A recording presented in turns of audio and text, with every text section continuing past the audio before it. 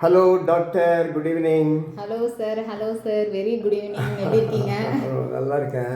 எவ்வளோ நாளாக உங்கள்கிட்ட ஒரு இன்டர்வியூ வாங்கணும்னு நானும் ட்ரை பண்ணுறேன். அதுக்கு எல்லாத்துக்கும் ஒரு நேரம் வரணும்னு சொல்கிறது எல்லாம் போல இருக்கு. நானும் நிறைய விஷயம் ஷேர் பண்ணிக்கணும், உங்களுக்கு வந்து சொல்லணும் தான் நினச்சேன் நான். பட் எனக்குமே ஏதாச்சும் ஒன்று கமிட்மெண்ட் வந்துட்டே இருக்கு. So finally we got the day. Finally in your busy schedule நீங்கள் இது டைம் அலோகேட் பண்ணி இன்றைக்கி எடுத்துடலாம். எக்ஸ்க்ளூசிவாக ஒரு இன்டர்வியூ என்னுடைய யூடியூப் சேனலுக்காக எடுக்கணுன்ட்டு எனக்கு ரொம்ப நாள் ஆசை. அதே நேரத்தில் பப்ளிக்கு நீங்கள் ஒரு நல்ல விஷயங்களை சொல்லலாம்.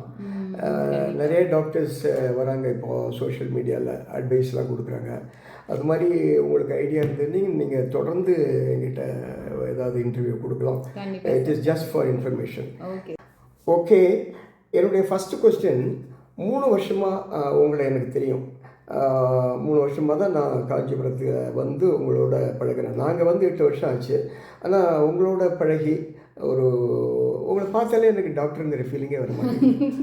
நல்ல விஷயம் தானே சார் அது. ஆமாம், ஏதோ ஏன் டாக்டர் படிக்கணும்னு ஆசைப்பட்டா, டாக்டர் படிக்கணும்னு ஆசைப்பட்டா, டாக்டர் இல்லை. சரி, அது மாதிரி ஒரு ஆளை பார்க்குற மாதிரியே தான் எனக்கு தோணுது. அது வந்து ஆக்சுவலி நீங்கள் சொல்கிறத வந்து ரொம்ப ப்ரைட் தான் எனக்கு.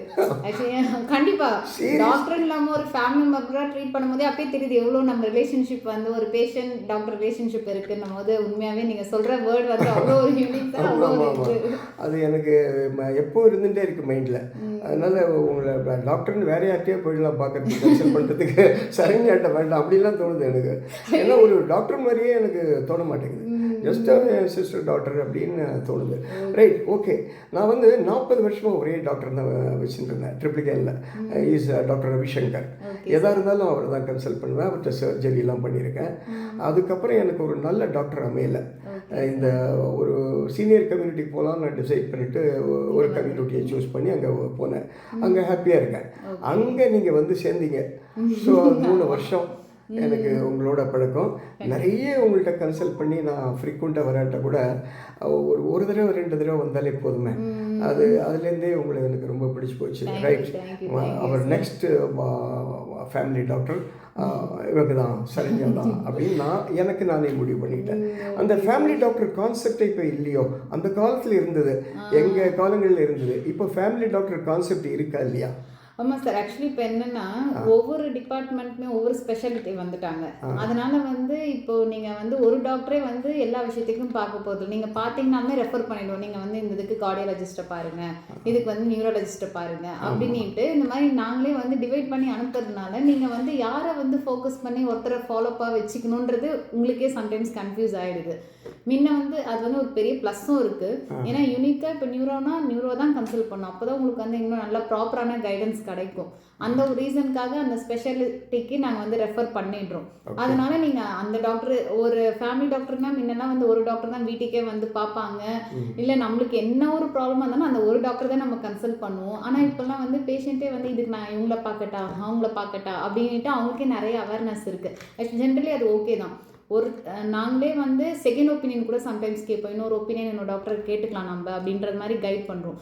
ஸோ இப்போ வந்து அந்த ஒரு டாக்டரே கன்சல்ட் பண்ணாமல் அந்தந்த ஸ்பெஷாலிட்டிக்குன்னு வர டாக்டரை கன்சல்ட் பண்ணனா இன்னும் உங்களுக்கு ஆடட் பெனிஃபிட்டாக இருக்கும். அதனால் அந்த கான்செப்டோட இது வந்து பெட்டரான ஒரு அவுட்கம் வரும்னு நான் நினைக்கிறேன் சார். Okay, very good. இப்போ அந்த கான்செப்ட் நடைமுறையில் இருக்கா? உங்களை டிபெண்ட் பண்ணி அப்படி வர கஸ்டமர்ஸ் இருக்காங்க. நம்ம எவ்வளோதான் வந்து மற்ற ஸ்பெஷாலிட்டி நீங்கள் உங்களை போய் பாருங்கன்னாலும் அங்கே பார்த்துட்டு திருப்பியும் ஃபைனல் இது நம்மக்கிட்ட தான் வருவாங்க. என்னதான் நீங்கள் ஃபைனல் பண்ணி சொல்லுங்க அப்படின்ட்டு. ஸோ நம்ம வந்து அந்த டாக்டர் சொன்னதையும் கன்சிடர் பண்ணி நம்ம சைடும் சேர்த்து மற்ற ஃபாலோஅப் வந்து நம்மகிட்டே வந்துருவாங்க. அந்த மாதிரி வந்து பேஷண்ட் மென்டாலிட்டி தான். ஸோ எந்த டாக்டர் உங்களுக்கு ரொம்ப கம்ஃபர்ட்டாக இருக்காங்கோ அப்படின்னா அவங்கள தான் வந்து அவங்க ஃபாலோ பண்ணிக்கிறாங்க. ஸோ வந்து ஃபேமிலி மட்டும் இல்லாமல் அவங்களோட டாக்டர் இல்லை அவங்க நெய்பர் யார் இருக்காங்களோ அந்த டாக்டர் போய் பாருங்க, அந்த டாக்டர் போய் பாருங்க அப்படின்ட்டு அந்த ரெஃபரல் அதெல்லாம் இன்னும் இருந்துட்டு தான் சார் அவங்க கண்டிப்பாக இருக்கு. நாம அனுப்பிச்சா கூட திருப்பி நம்ம கிட்ட வந்துட்டு பேஷண்ட்ஸும் இருக்கிறாங்க சார். அப்புறம் அடுத்தது என்னன்னா, என்னே ஒரு எக்ஸாம்பிளாக வச்சுக்கலாம். இல்லை என்ன மாதிரி நிறைய பேர் இருக்காங்க சென்னையிலையும் சரி எல்லா ஊர்லேயும் சரி.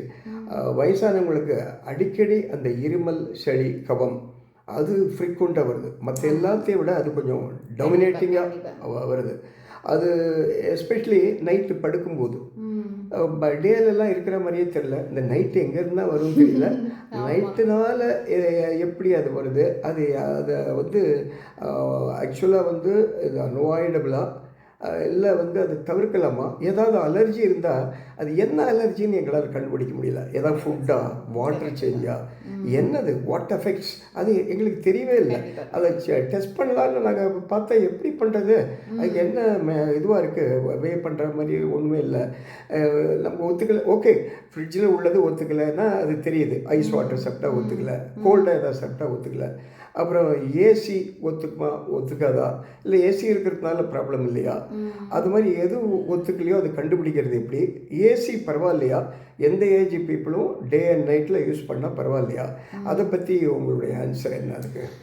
ஆக்சுவலி சார், இந்த காமனாக நீங்கள் சொல்கிற அந்த ஸ்னீசிங்கு, அந்த ட்ரை காஃப், அதெல்லாம் வந்து எப்போவுமே இருக்கும் தான். பட் என்னென்னா ஒரு ஏஜ் ஃபேக்டர், ஒரு 60 இயர்ஸ் தாண்டின உடனே உங்களோட இம்யூன் பவர் கம்மியாக ஆரம்பிக்குது.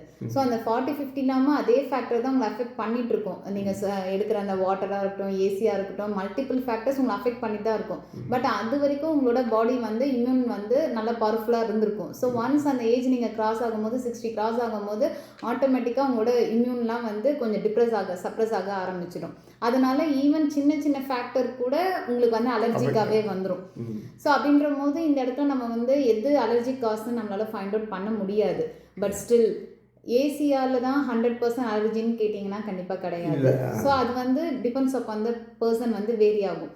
ஏசியால் ரன்னிங் நோஸ் வந்து ஸ்லஃபி நோஸ் வந்துட்டு ஸ்டாப் பண்ணுன்ற சுச்சுவேஷனா ஸ்டாப் பண்ணி தான் ஆகணும். அதே மாதிரி கோல்டு வாட்டர், ஹாட் வாட்டர், அந்த மாதிரி மல்டி ஃபேக்டர்ஸில் டிபெண்ட்ஸ் அப்பான் த இண்டிவிஜுவல் எது வந்து ஒத்துக்கலையோ அதை வந்து அவாய்ட் பண்ணிக்கிறது பெஸ்ட்டு. இது ஏஜ் ஃபேக்டர்ன்றதுனால இதுக்கு ப்ராப்பரான மெடிக்கேஷன் அப்படின்றது சொல்ல முடியாது. டைம் பீங் அந்த ஆன்டி அலர்ஜிக் டேப்லெட்ஸ்லாம் இருக்குது. ஸோ ஒரு 1 வீக் போட்டுட்டு செட்டில் ஆன பிறகு திருப்பி உங்களோட பேக் டு ஃபார்ம் இருந்துட வேண்டியதான். ஓகே, அப்போ இதை நமக்கு நாமே டெஸ்ட் பண்ணிக்க வேண்டியதான் நம்மளுக்கு நாமே ஃபைனலி, இல்லையா? ஆமாம், கண்டிப்பாக. ஆமாம், அது உடம்புல எது ஒத்துக்கலையோ அதில் வந்து நம்ம அவாய்ட் பண்ணிட்டு இருக்கணும். அவ்வளோதான். அதர்வைஸ் மென்டல் டிசீஸ் இல்லையா அது? எனக்கு இதனால அது அஃபெக்ட் ஆகுது. இல்லை கண்டிப்பாக மென்டல் டிசீஸ்லாம் இல்லை சார். ஏசி ஒத்துக்கலைன்னா அதை அவாய்ட் பண்ணிக்கலாம், அவ்வளோதான். உங்களுக்கு ஒத்துக்கல அப்படின்னா அது எல்லாருக்கும், எல்லா சீனியர் சிட்டிசனுமே ஒத்துக்காது அப்படின்லாம் சொல்ல முடியாது. Some people will be very comfortable only. So நம்மளுக்கு ஒத்துக்காது, நாம பார்த்து அவாய்ட் பண்ணிக்கிறது will be better. Okay, certainly it's not a mental disease. கண்டிப்பாக. Okay, thank you. What you know about rolling down in the deep? When your brain goes numb, you can call them mental freeze. When the sleep goes out too much, put the shade of slow motion. Yeah, I feel like an astronaut in